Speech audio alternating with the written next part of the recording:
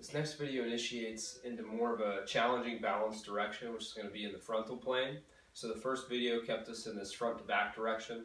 This will start to expand a little bit more laterally, which is a position that we're usually a little bit weaker in. So this is technically more of a difficult technique to try and master. So if you did good with the first one, you're ready to maybe try this. So for this one, I'll start off facing you.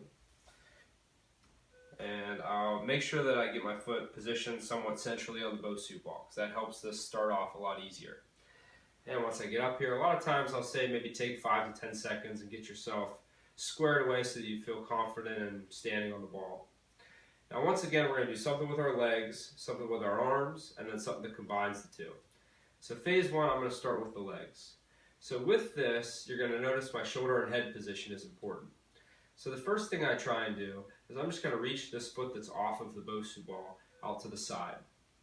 And I want to stay in a range that I feel I can comfortably control. And I want to try and avoid really tipping my shoulders over my body this way. So for the most part, I want to keep my upper body square. So as I start to reach this leg out to the side, I can bend the knee a little bit. But I want to make sure that my shoulders stay upright and my trunk stays upright and not shifting over the leg I'm standing on. So once again, we'll go in a range that's comfortable, and then I also want to sweep into the front. And you'll see for this one, I do let my foot and my head go in somewhat opposite directions, which is nice because it puts this side of my hip in a little bit of a stretch. Puts me in a little bit of an IT band / glute stretch or lengthened position to activate that while I'm stretching it, which is a good thing. And as I get more confident in this, starting off from the shallow range, and then maybe progressing into a little deeper, where I'll come down into a single leg squat, but you see I still keep my body square. And then same thing, I'll go a little bit further across, really let myself reach, and let my head dip the other way. I would try once again, somewhere in the 30 to 90 seconds typically, or if you wanted to count and do somewhere in the 10 to 20 slow, you could. Now the next piece is going to be to do something similar with the arms, so watch out for lights overhead. But you'll start off just doing a reaching motion.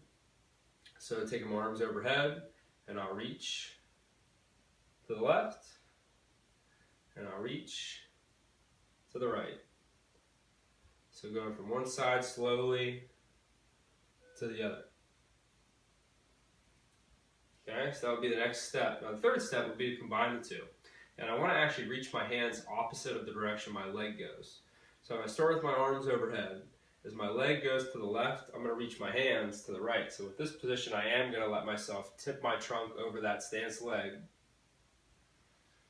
And then I'm going to take them the opposite direction. My hands will go opposite of that foot reach. Now, this is pretty challenging. My legs get pretty tired as I'm showing you this. So once again, out to the side,